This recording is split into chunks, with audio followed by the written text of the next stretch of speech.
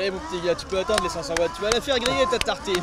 Allez, c'est parti, mais continue. Bonjour à tous et à toutes, on est à Concarneau en Bretagne et on est ici pour rencontrer Pierre-Alain et Clément, deux ingénieurs du Low-Tech Lab qui ont construit cette tiny house dans laquelle ils testent des innovations low-tech. Alors qu'est-ce que c'est que le low-tech? Forcément c'est l'inverse du high-tech, ce sont des technologies qui permettent de répondre à des besoins de base en utilisant des ressources locales et si possible des technologies qu'on peut fabriquer soi-même et réparer soi-même. On va aller voir tout ça. Bonjour Clément, alors qu'est-ce que tu es en train de faire exactement? Alors là, je pédale sur un vélo générateur pour produire l'électricité de la maison. Sérieusement, il faut vraiment pédaler pour réussir à allumer les lumières et à pouvoir se chauffer ici? Non, c'est une blague, c'est plus un système pédagogique pour comprendre ce que c'est la puissance et l'énergie.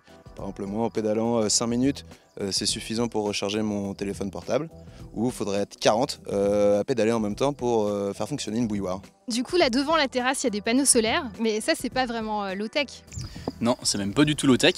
En fait, on n'a pas connaissance de système low-tech pour produire de l'électricité. Les énergies comme le soleil ou le vent, elles sont vraiment renouvelables, mais ensuite le système pour la transformer en électricité, ça demande toujours des métaux rares, beaucoup d'énergie à la construction, à la déconstruction, etc.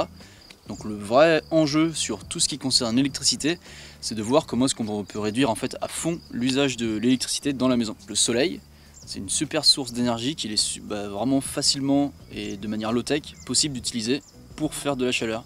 Et du coup par exemple on a un capteur à air chaud qui nous permet l'hiver d'utiliser le soleil pour chauffer des ardoises, et les ardoises viennent chauffer un flux d'air qui circule derrière, et ça nous permet de gagner en moyenne 5 à 7 degrés dans la maison voilà, grâce au soleil. Merci pour la démonstration. Bon là tu as bien pédalé donc je pense que tu peux aller prendre ta douche. Pierre-Alain, je veux bien que tu me montres comment vous faites justement pour récupérer de l'eau pour alimenter cette douche alors. Tu m'emmènes? Voilà la bête. Sacrée installation. Bon alors explique-moi comment ça fonctionne, comment est-ce que vous récupérez de l'eau dans cette tiny house? Alors déjà on n'utilise pour l'instant que l'eau de pluie. Bon on a un toit, on a à peu près 13 mètres carrés de surface de récupération, donc quand il pleut sur le toit, c'est comme dans une maison classique, ça vient dans la gouttière. Et à un moment donné au niveau de la gouttière on a un petit filtre en gravier qui nous permet de retenir des grosses particules ou des macro-déchets, etc. L'eau va venir remplir une première cuve d'environ 300 litres, et ça va être notre cuve d'eau froide pour la maison. Donc là, vous utilisez directement cette eau qui est dans la réserve pour la douche, pour faire la vaisselle, ou il y a quand même un traitement à faire? Alors on l'a fait passer quand même par des étapes de filtration. On a un filtre en textile, puis ensuite on aura un filtre par charbon qui permet d'enlever l'odeur, le goût, etc. Et ensuite on l'utilise directement pour l'évier ou pour la douche. Pour l'eau chaude, vous faites comment du coup? Alors pour l'eau chaude, on a un ballon d'eau chaude de 80 litres, comme dans une maison classique, sauf qu'à la différence d'être chauffé par une résistance électrique, nous on a installé un chauffe-eau solaire low-tech qui est fait à partir de grilles de frigo recyclées. Donc c'est vraiment récup pour le coup? Là pour le coup c'est vraiment de la récup et ça marche vraiment super bien. Et ça coûte cher à fabriquer ça? Alors ouais, ça a l'avantage de vraiment pas coûter cher, on est environ à 20 € du mètre carré, quand dans le commerce on peut vite atteindre le millier d'euros du mètre carré, quoi. On utilise un système de phytoépuration pour traiter l'eau avant de la remettre dans l'environnement. Alors il faut juste savoir qu'en fait il y a deux types d'eau en sortie de maison. Il y a ce qu'on appelle les eaux noires. C'est celle quand on a du caca qui touche de l'eau potable par exemple, ça devient directement des eaux noires. Et nous on n'en a pas parce qu'en fait on a des toilettes sèches. Et ça simplifie énormément le traitement de l'eau parce qu'on a que ce qu'on appelle des eaux grises. Ça vient de l'évier et de la douche. Et comme on n'utilise pas de produits ménagers impactants, c'est que du savon bio, etc. On a un petit système qui en fait grâce à des plantes et à des bactéries dans du sable, ça nous épure l'eau avant de la remettre dans l'environnement de manière propre. Donc l'eau de la douche, elle ressort dans ce tuyau là, c'est ça? Ouais, en gros, toutes les eaux, ça c'est on va dire la bouche d'égout de la maison, hop, ça vient ici. Et en fait, ça vient nourrir le tas de sable. Et dans le sable, en fait, il y a des bactéries qui se développent, aussi grâce aux plantes. Et les bactéries vont venir manger ce qu'il y a à manger dans l'eau. L'eau, elle finit de traverser tout le filtre et ensuite elle est relâchée dehors.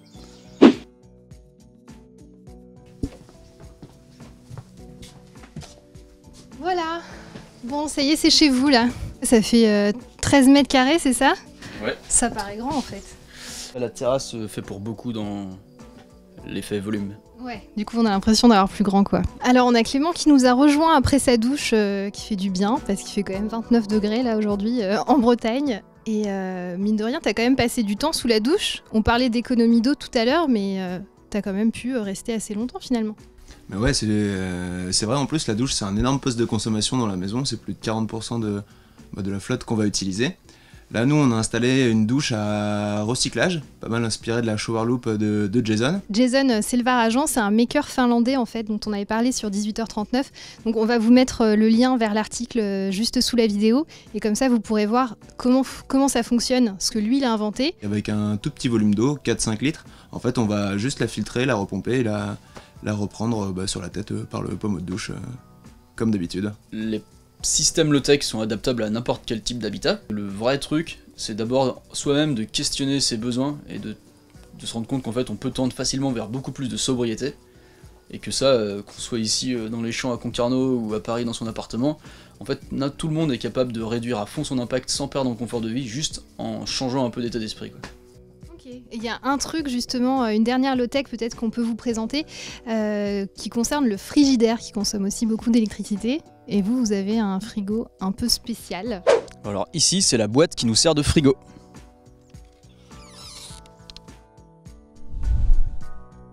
Donc c'est par là qu'on accède au frigo de l'intérieur de la tiny house. Ça ressemble pas du tout à un frigo classique, mais quand même. C'est normal parce que c'est pas un frigo classique. En fait, pour l'instant en tout cas, on a fait le choix de pas avoir de réfrigérateur parce que d'une, ça consomme énormément. Ça représenterait le double en fait de toutes les lumières, ordi, etc. Donc pas de frigo pour l'instant. Et en plus, y a plein d'aliments qui se conservent pas bien au réfrigérateur, notamment tout ce qui est fruits et légumes.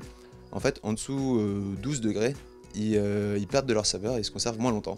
Donc on a cette boîte qui est au nord de la maison, qui voit jamais le soleil, qui reste fraîche toute la journée, pour conserver fruits et légumes, beurre, fromage et compagnie. Bon nous on va se remettre au soleil justement, en terrasse. Alors si on veut fabriquer nous aussi nos propres technologies low-tech, comment on s'y prend ? Alors il faut aller sur le lowtechlab.org où nous on a documenté, puis plein d'autres personnes aussi, plein d'autres systèmes low-tech pour les refaire et aussi potentiellement les améliorer. On voit que nous on a besoin d'un peu d'aide encore sur tout ce qui est garde-manger, donc on est preneur de conseils et c'est là-dessus que ça se passe, on échange, on propose des bonnes astuces pour améliorer les systèmes existants. Super, merci à tous les deux pour cette visite. Si vous voulez voir encore plus de vidéos sur cette tiny house et sur les innovations low-tech qu'il y a à l'intérieur, vous pouvez aller sur la chaîne du Low-Tech Lab, on vous met le lien aussi en dessous de la vidéo. Et puis moi je vous dis à bientôt sur 18h39 pour d'autres vidéos. À bientôt.